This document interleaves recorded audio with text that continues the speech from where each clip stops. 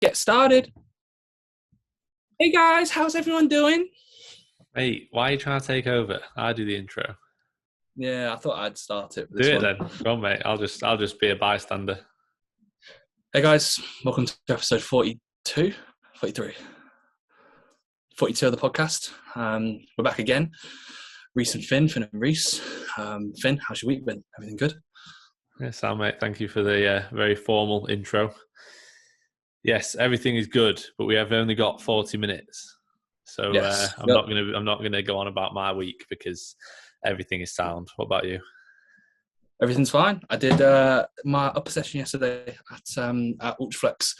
I had the pleasure of Big Gull and Big Finley coming down from Scotland. 7.5 hour drive, mate. That's what they had.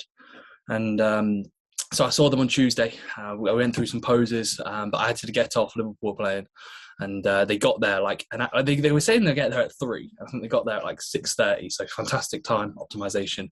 Took a leaf out of my book when it came to the time management. And to be fair, Finn's book half the time. So mate, what time did we say we get on this podcast? Mate, I was ready at 1. I don't know. You didn't send me the invite till 14 minutes past. Maybe you should have sent me the invite. You're the one who hosts Rely these. on me to do everything. Yeah, You'd be nothing right, without this podcast. I'd be nothing. You'd be nothing about this. This has made you. So yeah, pretty much saw them on Tuesday, and then I said to them afterwards, I was like, I can do my Wednesday session anywhere. And to be fair, I fancied that Nautilus shoulder press again. We did it, at Normanton, and it's very, very nice. So yeah, I did that. I did the Jim Lecco chest press. Yeah, It's so overrated, mate. Like. I saw just before we came on, I was watching your story then, and it made me laugh how they were spotting you, but they were like there for every single rep, and it was flying. Yeah. I was like, why are they so close? I don't know. Moving easy. I said, mate, it was so hard to get into. Like, I'm not joking. I would have torn my pec if I was to try and get into it. I'm going to do a last minute questions, by the way, because I forgot to do the questions. So I'm going to do this. So pretty much I did that. That was decent, but I said on the story, like, it's like any new bit of kit, because it's new. People are like, oh my God, it's amazing. And in reality, it felt all right. It was all right during the set. But I only did one set because I couldn't be bothered to get somebody else to... And I got a decent set out of it. I got like an in-between rep range. But like I saw Steve do 5 plates the other day, when you spotted him. Yeah. Or Stephen. So I thought, 5 plates will be all right. And I got like 14 or 15 reps, and I was pausing like half the reps because it was really, really easy. But to try and get 6 or 7 plates on there, like just with how hard it was, I was struggling to even get into it, like to do 2 or 3 plates on my own. So yeah, I wasn't a fan. And then I did some pulls. They were good. And then a bit of arm work to conclude. I had 7 plates on the prime row, which felt pretty decent. So... yeah, my Wednesday session was good. I went through some poses again afterwards. It was really nice to see them. Like we were all saying, like, because you speak to them on WhatsApp, you speak to them on their check-ins, even though that's like the first or second time you meet somebody, it's almost like you know them quite well. And it's probably how you were, when you met Will the other week. Like you almost have that relationship and like kind of rapport built between you because obviously you worked together for so long. Even though it's the first time you've properly met. Doesn't feel like it's the first time you've met though, does it? Like it feels like you've... No. Because you realistically now, like everything's done through social media. So if you've spoken to people on social media, especially like with the check-in process, like you have met them really. You just haven't touched them. Touched them and posed with them. Just haven't physically touched them. Yeah, and said, boys, you ain't getting out of this posing room now.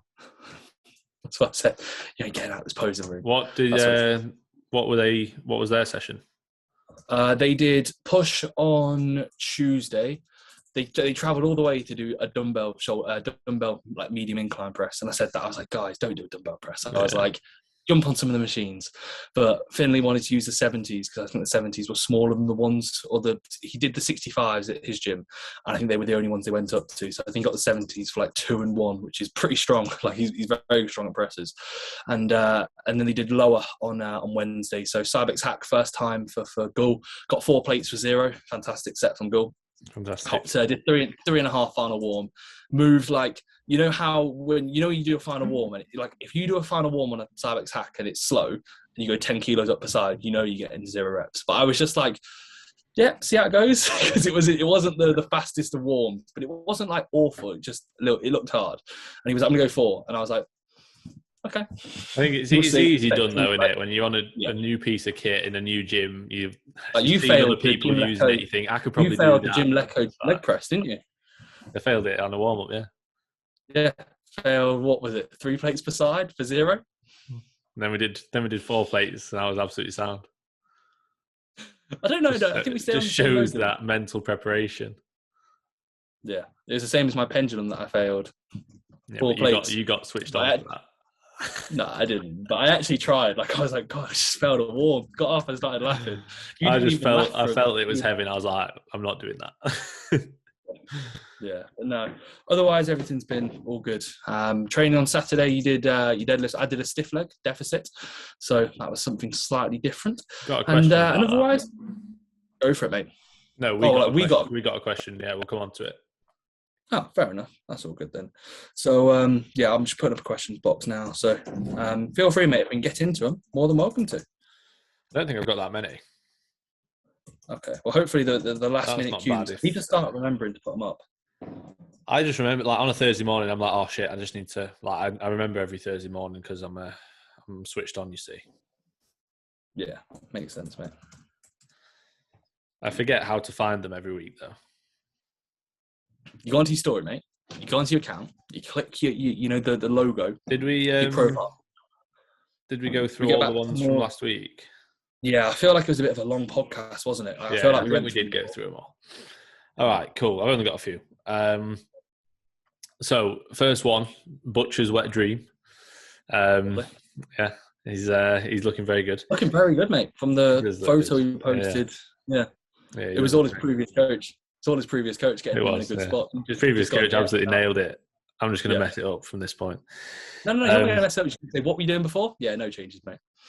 To be fair, he's like one thing that, and I said this to him, I said one thing that is good is that you actually would have been ready, like, and you are in like a very good spot. So he didn't obviously didn't do anything wrong in that front.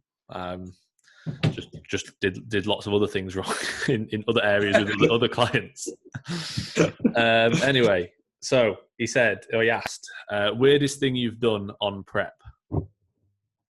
I can't remember. It was that long ago. Yeah, you wouldn't even know what prep is. Weirdest thing I've done. What a caloric deficit is, mate. Yeah. I'm trying to think. I don't think I did anything weird. I never did any like weird combinations of food. I mean, I had cream of water. Like it was cream of rice with. That's just because you can't make it. It wasn't deliberate. No, genuine. No, it was awful, mate. It was like 40 grams of cream of rice per 600 ml of water, and it was literally like cream. It was just cream of water, cream of soup. That's what we'll go with. But I didn't really do anything that weird. Like it was more so I was an absolute idiot, like reversing into shipping containers, leaving my car door wide open while I was training. Yeah. Like just doing things that were just strange, and I was like, "What the fuck am I doing?" Like, I'd ask myself, like, I'd sometimes be like halfway through my session, and I'd be like, "Where even am I? Like, what have I been doing?" Like, I'd think about the sets, but away from the sets, I remember there was a few times I just wander off, and I'd be like, in Rotherham, I'd be like, "Why am I over by the powerlifting stuff? Like, what am I doing here?" And I'd be like, "Reece, you're doing upper, get back over there." I'd just go for like a random walk, and it's like my brain wouldn't be there. I wouldn't be focused, you know. But I don't remember. I don't think I did anything that was overly weird. I probably did at the time, but because it's so long ago, I can't remember. I've done like little stupid things like put your phone in the fridge, but I do that anyway. Although I haven't done that for ages. You know, like when you're getting something out of the fridge and you're putting something back and like you end up putting the phone in there, or you put your TV remote. Like I used to do that when I was younger. Like, you know, when you're just not thinking. Yeah.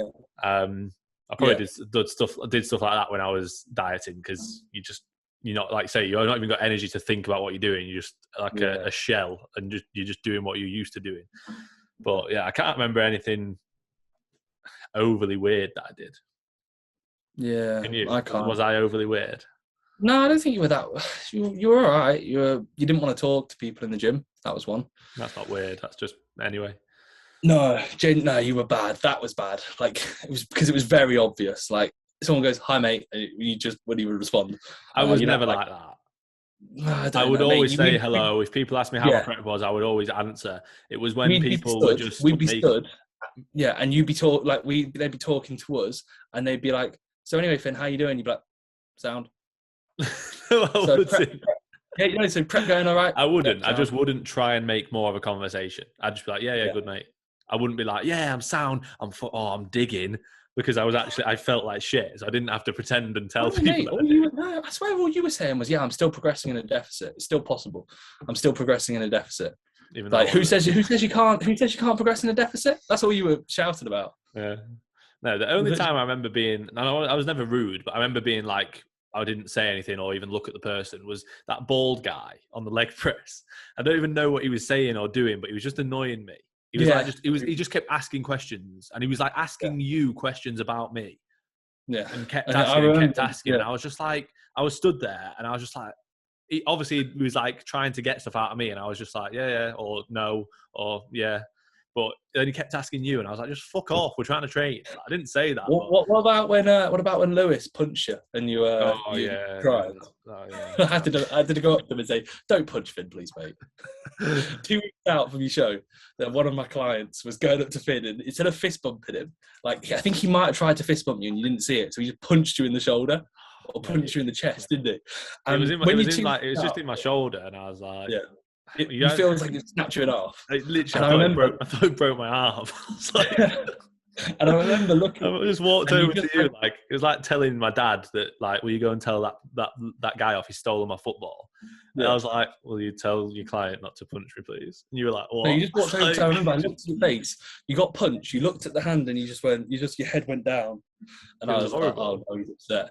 And I went over to him afterwards, and I was like, you're right, lads. I was like, I don't want to be a dick, but I was like, can you stop punching? I was like, and anyway, not you, Sam. I was like, Lewis, stop punching Finn. I was like, because Sam doesn't punch him. It's Finn, like, for some reason, you punch it. And it was like, he didn't do it on a one-off basis. It was like 3 times in a row. Yeah. And it was getting progressively harder. And you were just like, oh, what the fuck? So, yeah, that was that. I mean, if you say is like we've spoken about it, my ability to be present was awful. So like you'd say a joke and I wouldn't even be I'd be like, what are you on about? I wasn't able to. I was like, Finn, I'll fucking do you. What are you joking about? No, I was not at all. It was just I didn't get what you meant. So I got annoyed at myself for not understanding, because I was like, I'm not here right now. So Finn would say a joke, and everyone would laugh, aka like Aaron, and so it's the physio and Finn. Everyone. And I'd just be like, that's what I mean, everyone. And I'd just be like, what are you on about? Like, tell me. It's not changed. Then I'd want to know. Don't really get my jokes. Nah, nobody really does, to be fair. Usually they're just about you, and you're like, what? So you don't realise. And then I'm like, oh, nothing, mate. So you don't get pissed off. Yeah, that's what it was. And you looked very angry when you'd like, what the fuck are you on about? So I wouldn't repeat it, because I thought, don't want to get into a jostle. Yeah, I don't want to get into have a fight at the physio. Imagine all oiled up in the sauna. Yeah, true. Imagine a fight in the sauna. Like, it wasn't that hot, was it? No, you'd be sweating. You'd be slipping all over the place. You'd be literally like a bar of soap. Pay good money to do that. Yeah, accidentally slip my arm up your ass. Oh, sorry, mate. Oh no! Oh, my shorts have come down. Aaron, I need some more shorts. Trying to fight. It was an attempted punch, and it just ended up turning into straight inside you. Sorry, mate. Yeah. It's like, Reece, are you erect? No, not at all. Right, come on. Right, anyway, yeah. I think we're weirder. We're a lot weirder when we're not on prep, because we have more energy. Yeah. During prep, like that, I'd have just been like, yeah. Mate, what we're going to do for this podcast when we're both dieting? People will just tune in to watch us look depressed and sad. We're going to have to get someone on. And to be fair, with how we have our preps like most likely lined up, we won't really be in the same point. Like, I'll be fucked before you, and then I'll probably be happier and fatter when you're fucked. Yeah, it depends on the show dates. Yeah, because I'd most likely be doing my first show like around this point next year. Is that what you're thinking of doing? Yeah, I want to do the first line of the shows. It kind of what makes sense of how because that would give me a good amount of like, it would give me enough pushes, should we say, and I'd probably be like in a good position to start prep, like either first month of the year next year or like December time, around that point. So, what's that? 8 to 9 months away? Yeah, 8 to 9 months away. 8 to 9 months out, bro. Are you doing it just because I can't wait. The standard's worse at the start of the year, so you think you've got a better chance of getting your pro card? Not really. It's more so a sense of like, I don't think there'd be much of a benefit for me to then push and wait till the end of the show season. It wouldn't be any better. And with how Two Bro shows work, it's not like there's a finals really. It's more so the show quality is good throughout. Like, it's not where I don't think there's going to be people prepping. Like, for example, Bridgman won his pro card and he did the same. It was the first like 6 shows of the year in the pro qualifiers that he did. Trying to be Bridgman, yeah. Just trying to copy Bridgman, yeah. Exactly. Same outcome. I mean, he even said to me himself, next time I step on stage, the pro card's mine. So if it doesn't, I'm going to message him and be like, Bridgman, mate, I didn't win a pro card in the first show. You lied to me. It'd be good, but I also think we said this last time, I think it'd be a bit of a shame if you won your pro card in the first show you compete again. Because you've only then done, 4 shows? Yeah, I know. And you've only done one show that's an IFBB show, the Arnold's. Yeah. Your second show, I to be honest, I don't think that will happen unless you're that much better than everyone else. Because, which to be fair, you could be, but it's the second time you've competed with them. It's rare that they give out pro cards to someone that's only competed with them twice. Usually they know who you are. It's been a good few times that you've competed with them. Like, not that that's like I don't know enough about it to say that that's the only thing, because obviously it's not. You still have to look good, and if you're you rarely see anybody day, you should win. But I think if it was you against someone who has competed with them 5 years running 30 times, who's close to being as good as you, they probably would give it to that person. Yeah, no, I agree. Yeah, I agree. They like the storylines, I feel like, at times. And that's not to be like, I think publicity, because it works both ways. From a business perspective, if someone's competed with you twice, they haven't given you that much money. Yeah. Like, in reality, that is, a lot of it will come down to that. Again, they're not going to be just thinking about that, obviously. And again, like I say, I don't know enough about it to say that, but that is what I would see it as. Whereas if they know someone's been, competing with them for years on end, it's like, obviously, yes, one, it's a nicer story, but also they've made more money out of that person through the shows that they've paid to compete in.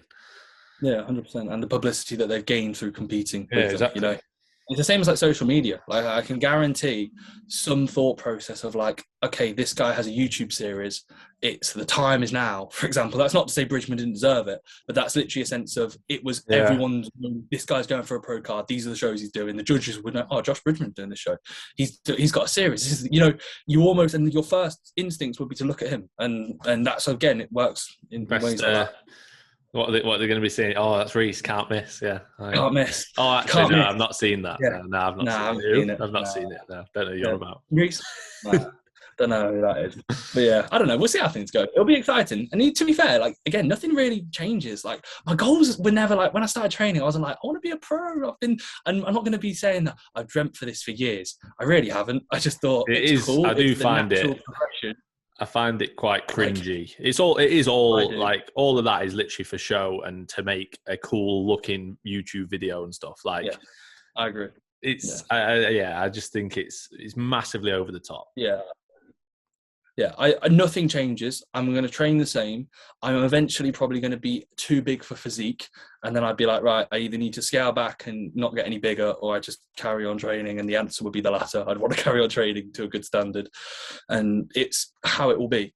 So it's very. I find it frustrating at times because, again, a lot of people will be like, oh, it's a dream. I don't think it is a dream for anybody. I genuinely don't. I think for some, it might be a real big motivation boost. And mate, it'd be mint to go to be in a gym and be like, oh, cool. I'm a professional at what I do. It's cool. It's good from a business standpoint. But I also think it's not going to be like. It's very different being a professional bodybuilder. To be fair, I was going to say it's very different to being like a professional footballer, but it's not. It's just the level that you're at. So, like, people playing in League 2 are professional footballers, but they're not earning crazy amounts of money. Obviously, it depends on the club that they're at and things like that. But even that, obviously, football is massively different. You're earning a lot more than you would in bodybuilding. There's professional. Mate, you're paying for a pro card. That's what it is. Mate, you're paying for professional like membership. Table tennis players. Like, I can't imagine they earn very much money, if any money. Like, in terms of sports that aren't well followed and there's not a lot of money in those sports. Like, obviously bodybuilding, there is some, but at that level, like, it's like I say, it's cool to be like, oh, I'm an IFBB pro, but it's like, yeah, but that's all it is. It literally is a card. That's all it is. Like, if you're Mr. Olympia, that's pretty cool because you're fucking mint at it and you earn a lot of money from it. Yeah. But if you're just an IFBB pro, it's like there's loads of them. Loads of people are nowadays. Yeah. Like, that's why I don't get why people get so driven by it, and it's like obsessed. Like I get. Also, when it comes to the standard of pro, so you go. I was going to say, when it comes to the standard of like being a pro, I'd hate it if I was to win a pro card and I'd be like, okay, now I'm a good 2 years away from competing again. You know, like I wouldn't like. I'd want it where like I'm in the pro scene and I'm like, right now I can go to do a show here. I can do this. I could do that. I don't think that would be the case though. Like, I remember when ages ago when I trained with Josh, big Josh Maley, and he said the exact same thing. It was like, the reason that I've not gone down the IFBB route is that if I win my pro card, or if and when I win my pro card, I'll pretty much end my career. So he's like, I'm nowhere near good enough, and I know I'm not going to be good enough to be Mr. Olympia. So I'm just going to be at the low level of the IFBB Pro League. He's like, instead, I can be at a high level of other feds, which I do understand. Like, I think that makes a lot of sense. But then also you got to think, well, if you want to be at the highest level, that is the IFBB. Is going down that route. But yeah, like exactly what we're saying. Like, there's a big difference between just being a pro and being a good pro. Like, and I just think nowadays people make out it's such a massive deal. Oh my God, won the pro card. It's like, yeah, it's pretty cool, but it's not what difference does it really make? Like, it's not anything special, is nothing, it? Like, you don't walk around in the gym and have like a halo on your head, and people are like, God, he's got that halo from winning a pro even card. If you did, it'd just be like, oh yeah, another one. There's loads of them. Like, you know what I mean? Like, if it was where there was one a year that was given out for each category in male and female, that'd be like, right, fucking hell, this is cool. All the winners go into a Hunger Games scenario. Yeah. All the winners of all shows go into a Hunger Games scenario. The winner is like whatever the Hunger Games winners were called, and they were like put onto that like Hall of Fame. You know, I don't. But even if it was like, let's say there was something like that, there was one or two given out, but it's like every single show now, and sometimes even 3 per show, like 3 per category per show. It's like, it's just not. It dampens. I don't get that. The more they give them out, it dampens, and it sort of makes it, obviously it reduces the sort of, what's the word, the standard of it. It's not as high of a standard. Not as when the quantity goes up, the quality of it in a sense comes down. Exactly. You know, which makes it like it's still cool, but it's just not as impressive. Like, for example, when you win your pro card, we'll be like, oh mate, this is mint. We'll be buzzing. But when you win your first pro show, that'll be a lot better. That'll be like, fucking hell, that's mental. Like, if you went to the Olympia, that's a lot. That's like, what the fuck? But winning your pro card, it's like, like loads of people do. I think that's the difference, isn't it?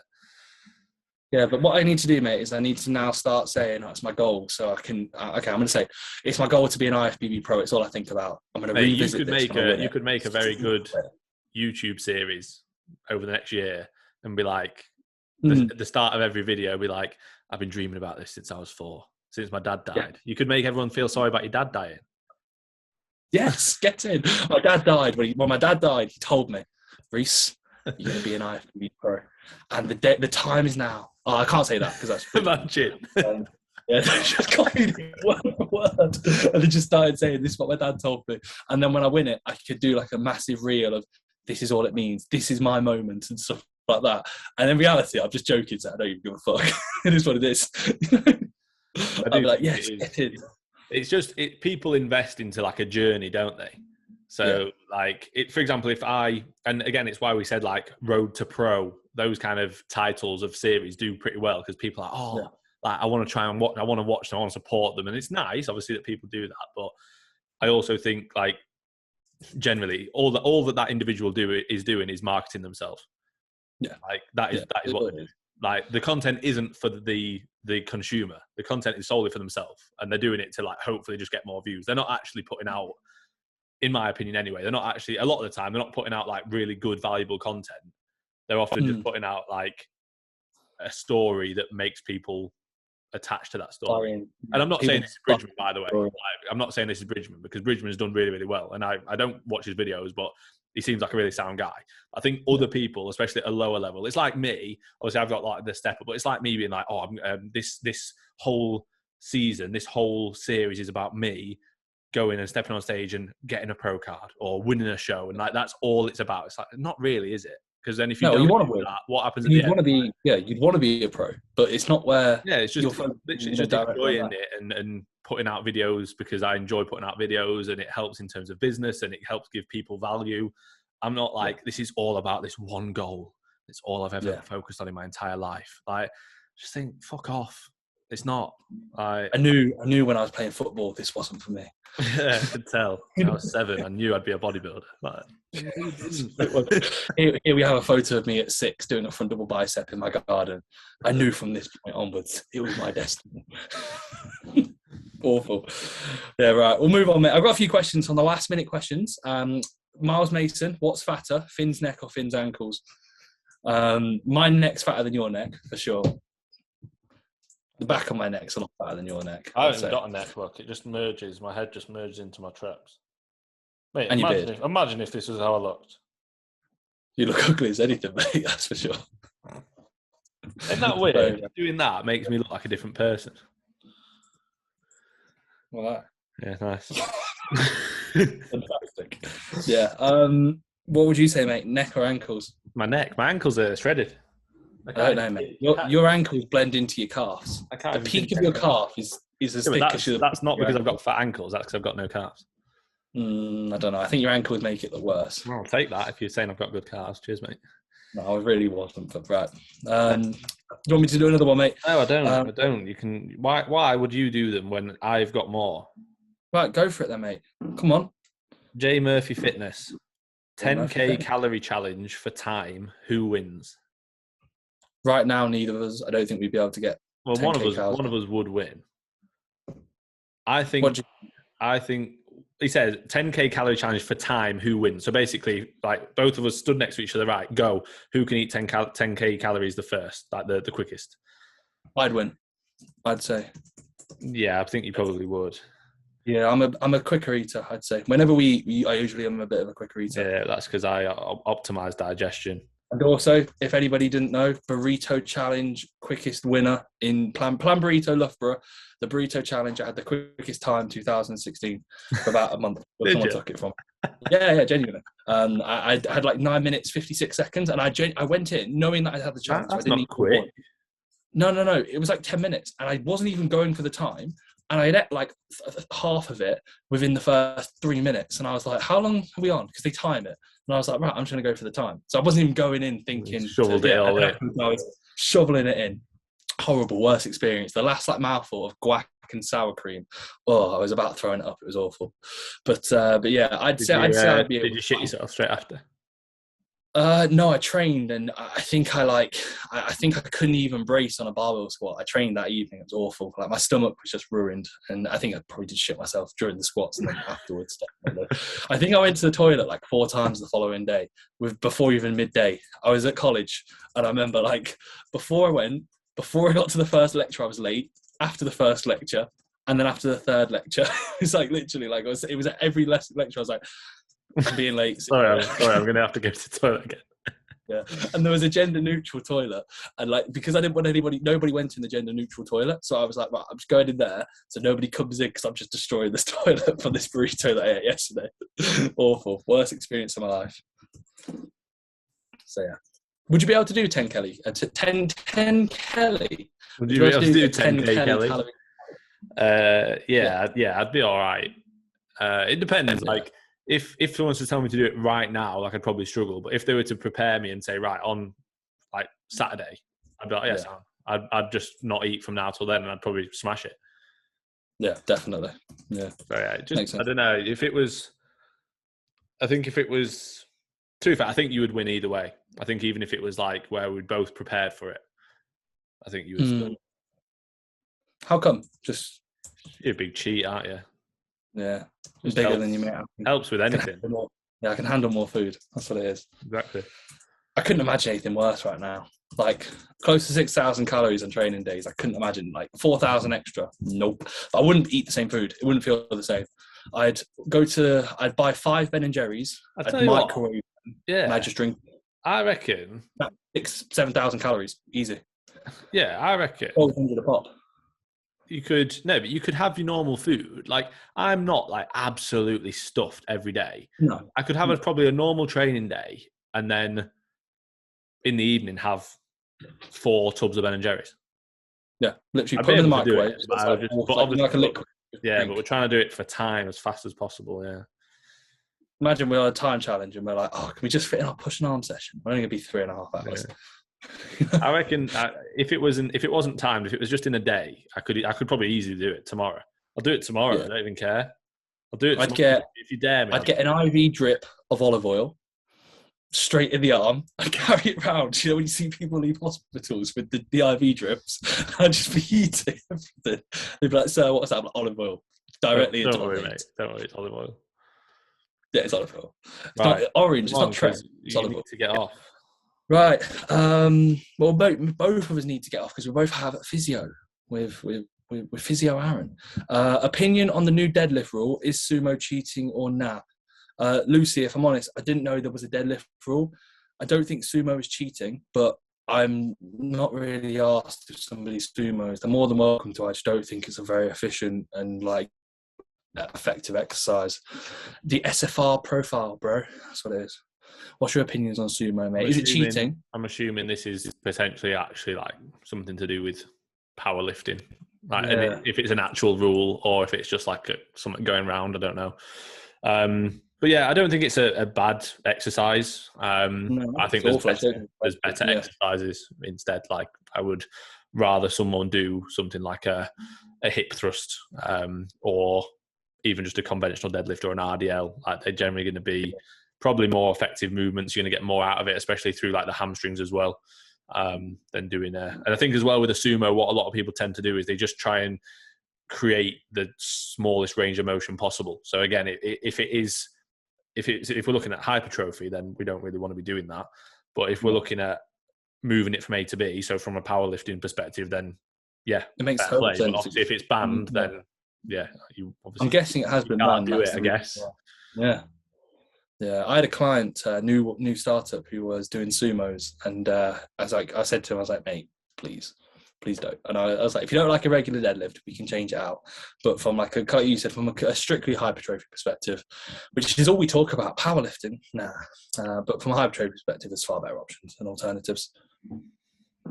Right. We'll finish off with Ped's fact or whatever he said. Yeah, I've got. Have we got no more questions? No, I've got more. I'm saying we'll finish off with that because that's I'm looking at the order of the question. Okay, so Jesus Christ, right. I've got a fair few more questions come through. Carry on, mate. This is the question that I was on about earlier. So AJ Balwa, Big Balwa, he asked, benefit of a deficit deadlift versus normal deadlift. So I thought I'd let you answer that, mate, seeing as you're doing it. Fair enough. Well, mechanically, it puts you into a more challenging position. Range of motion's increased. If we're going off the standard more ROM equals more stimulus potential, then we could say that it could potentially theorize to have greater level of general, let's say, stimulus return, but then also loading is going to come down. I'm not really thinking about it too much from all the slight metrics. It's more so of a position to put me in a more challenged and slightly compromised position because the range of motion is increased. And as a result of that, that's going to have a greater carryover to when I remove the deficit. And ideally, I'll be in a better position from a mechanical standpoint to actually progress my regular stiff leg. So there's a lot of benefits to it, but it's nothing that's going to be like a game changer. It's literally just because my stiff leg stalled. So I thought I'll keep a fairly similar movement pattern in and I'll make the mechanics harder. So then it puts me in a better position for when the mechanics go back to how they were to be in a position to progress it again and go from there.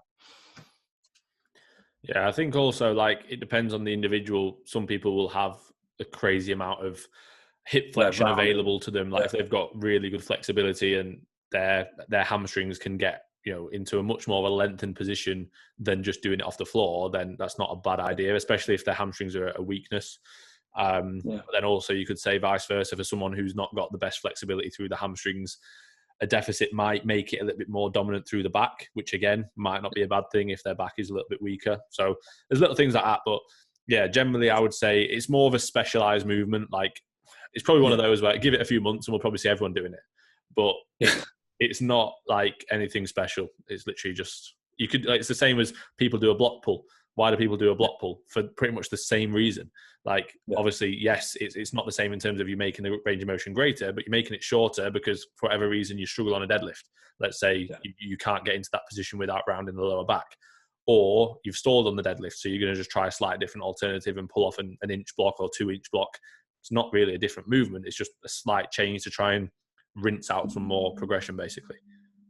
Yeah, 100%. 100%.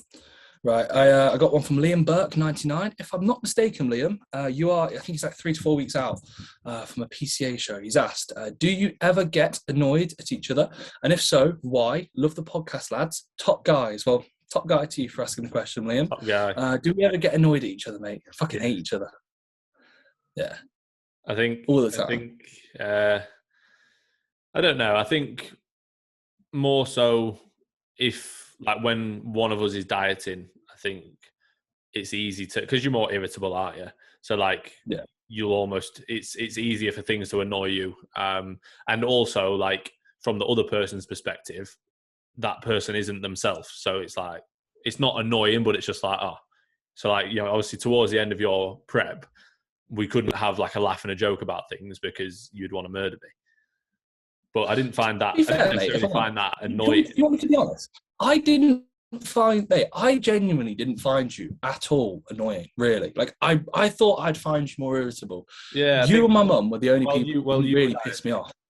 Yeah. Last year. But I think that's because I know how you felt. So it was like, I adapted slightly to, I wouldn't make the same jokes that I make now because I know that, one, like, you've not got the energy to even laugh, but two, like, you're sensitive in that position, like, and that's not you as an individual, that's anybody. You're more sensitive when you're in that spot. So even if it's a joke, like, it can make you feel shit, or it can change your mood for that day, which can then have an impact on the whole session or whatever. Like, and it's like, you got to be adaptive of who you're around and the situation they're in and things like that. Whereas, like, Sanaya, obviously, I know I think she's got her headphones on anyway, but, like, it was the first time dieting. So, like, for her, it was different because she didn't really know why she felt how she felt or how to manage it. And also then, and she was like, almost like not putting it onto you, but obviously it was frustrating you as well because you were like, you're almost having to then try and help her when you're going through it yourself. I remember saying to you, like, I don't even have the enough energy for myself, let alone to, like, be with someone else at the same time, Yeah. Don't worry, we've got about 10 more minutes. It sounds like we'll do 10 minutes and then I'll get off. Okay, that's all good. Now, mate, we bicker. We don't bicker. We get on really well. We've never even had we've never had a massive disagreement. We usually, if anyone pisses each other off, we'll say, like, there was a few times during lockdown, I was like, fucking hell, mate, right, calm down. And you were like, yeah, but I'm not happy with this. And I'm like, okay, cool, we'll do something different, or we'll change something. Like, I don't think we've never really pissed each other off. Change it. Yeah. And I'm not happy with your fucking trim, so you copied me and pushed it down instead of pushing your hair up. Mate, you said you liked it. Yeah, I do. I think it looks better, mate. I think it looks a lot better, like, as you have now, than instead of pushing it up. Like, you're almost 25, and to be pushing your hair up at 25 and to have a fade still, with a very mediocre beard, it's a bit concerning. So, yeah, go for the more mature look, mate. Like, why is that? Why is there a gap there? Yeah. For the audio listeners, Finn is stroking his beard and looking up so we can see there's no gap at all, mate. It's really thick, actually, there. It's just the lighting. It's getting, like, thick everywhere else, but there's just a random gap.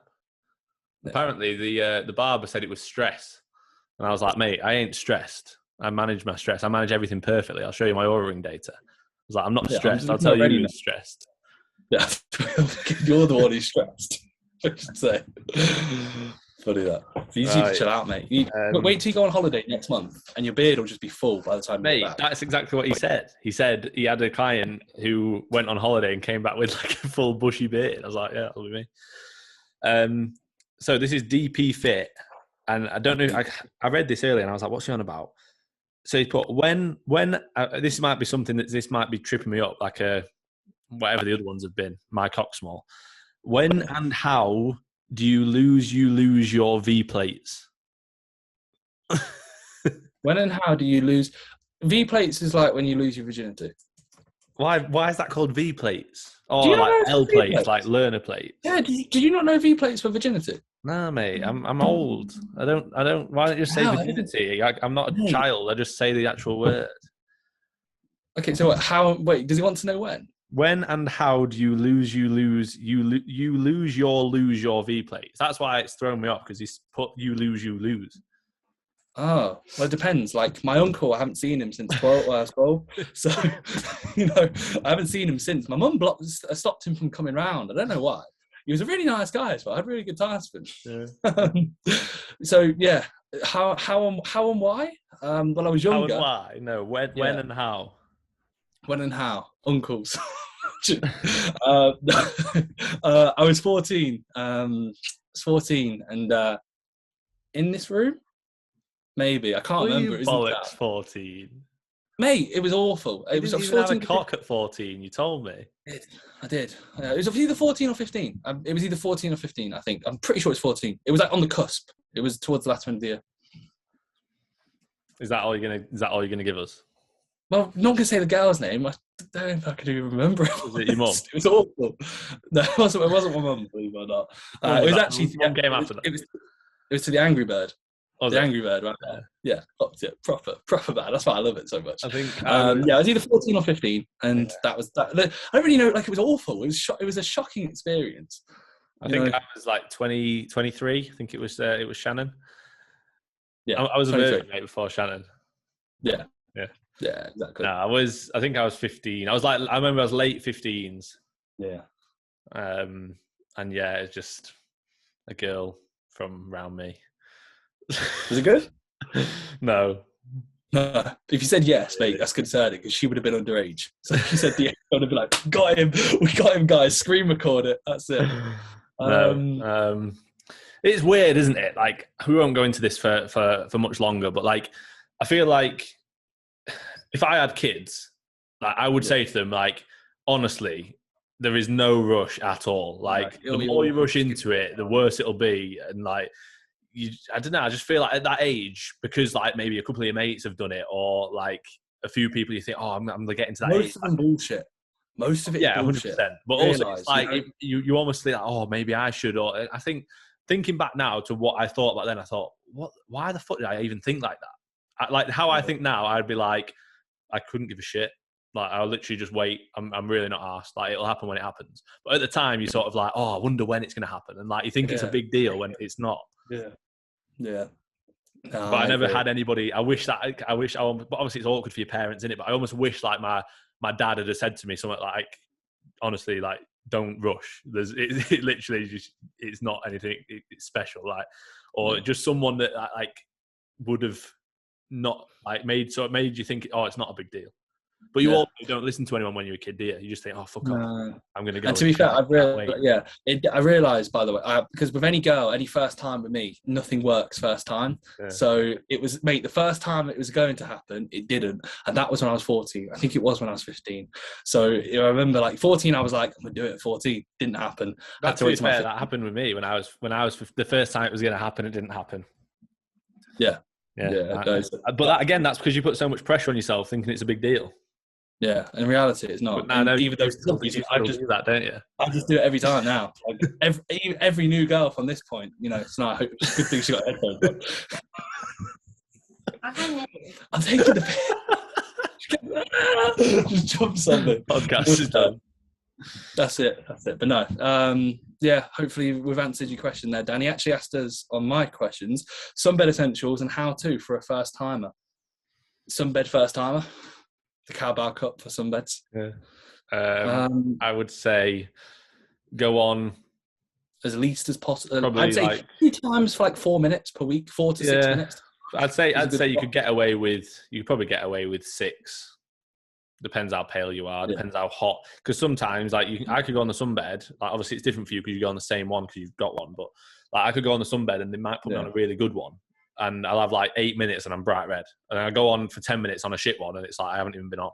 So you might have to go in and say which is your weakest one, and I'll use that, and then progress to the strongest one over time, and you can escalate your volume and your frequency.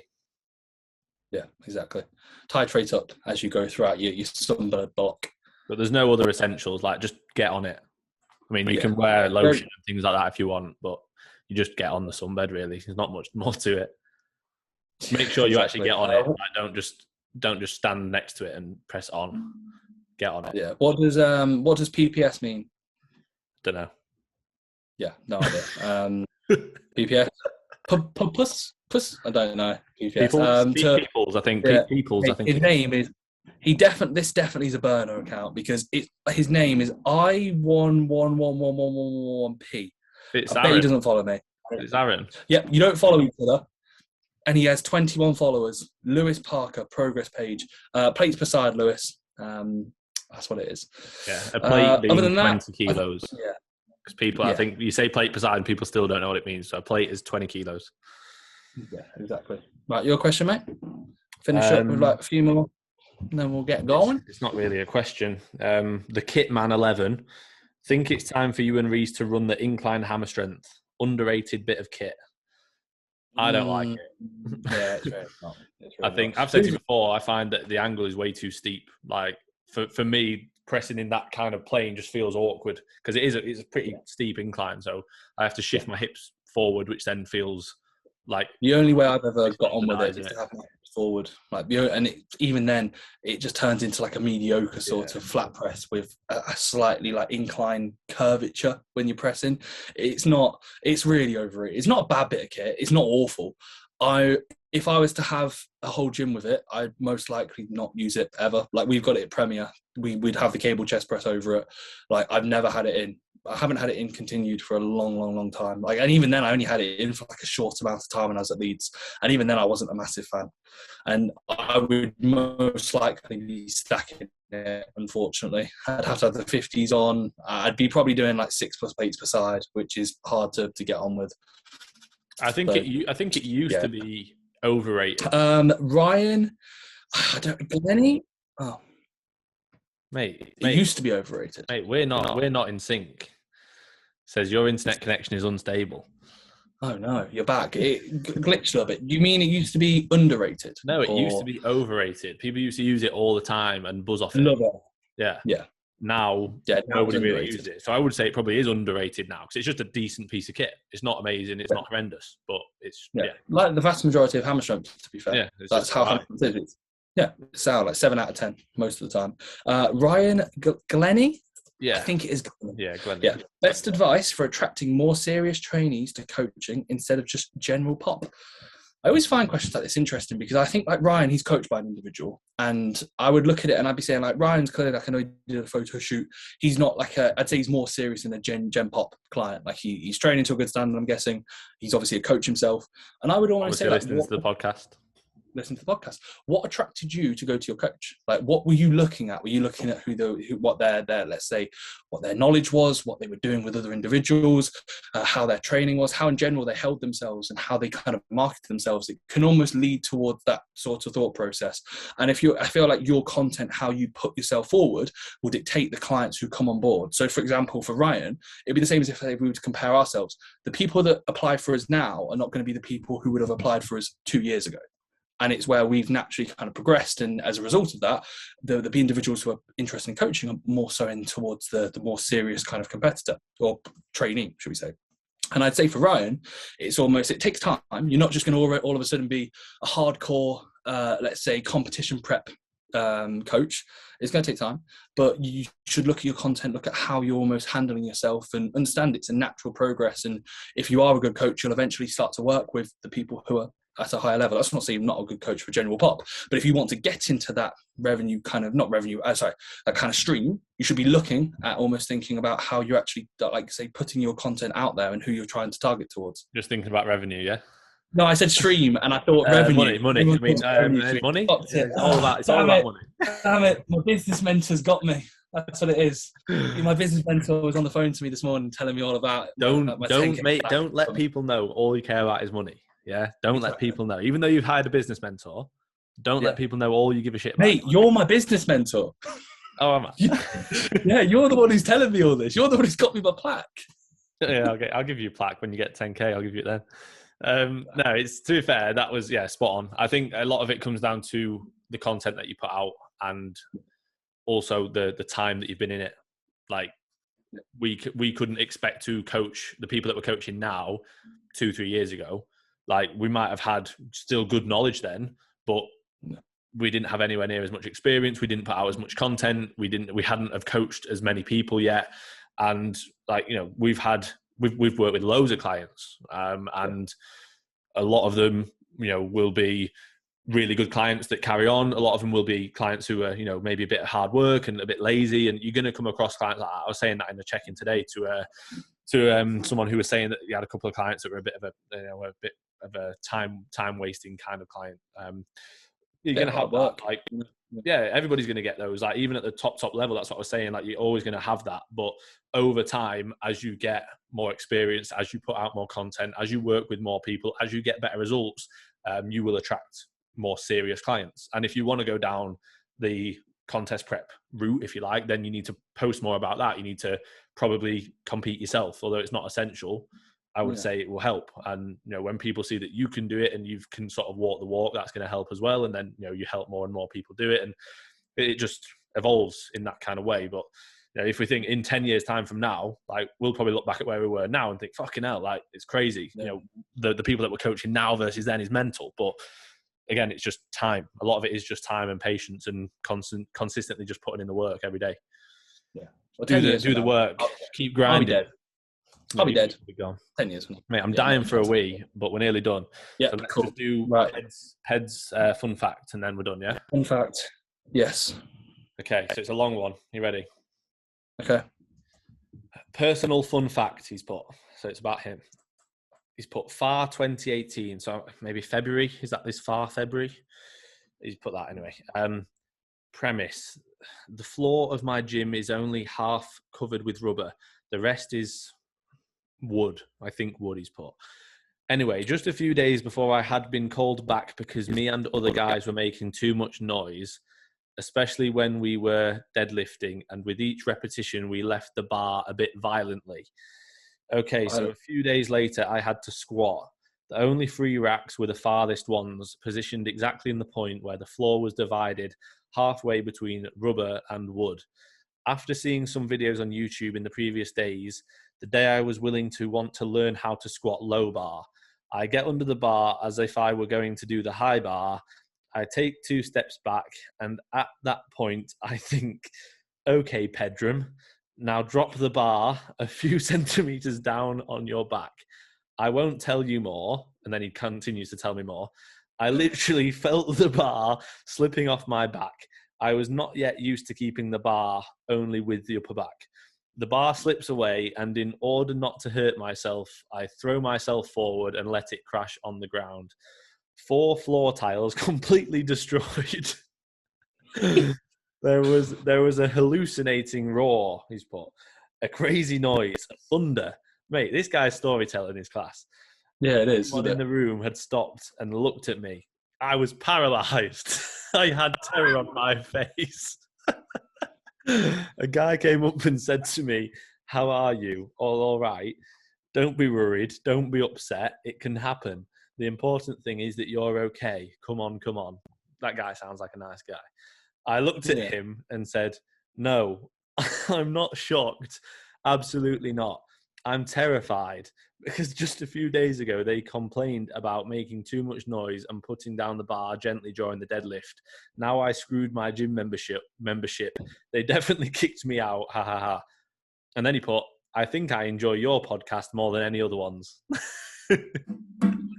I will say, for someone whose English isn't his first Hey, language, his storytelling's incredible. it's fantastic. I wouldn't have been able to. I could visualize all of that just from his. Yeah, I would just say I walked back, tried to do a different approach from my squat, dropped the bar. Everyone looked at me, and I was paralysed. I had terror on my face. Right, Yeah. I'm literally going to wee. So can we wrap it up? Cool. Tatenda said, make sure Finn answers my question before he has a tantrum again. # no favourites. So I don't think he's asked one. I think he has, mate. Oh, he's asked one, mate. We ain't got time. We'll answer it next time. Tatenda. Yeah, we'll get back to you next week. Right, guys, thanks for the questions. Thanks for the story tags. Thanks for the support. If you have any other further questions, 4 days from now, or 3 full days from now, we'll get back to another podcast, which will be out next Monday. So other than that, hopefully everyone's well. Take care. Say hi to your mum and dads for us, especially dads, because my dad's dead, as we mentioned earlier in the podcast. And other than that, have a good week. Bye-bye. See you later.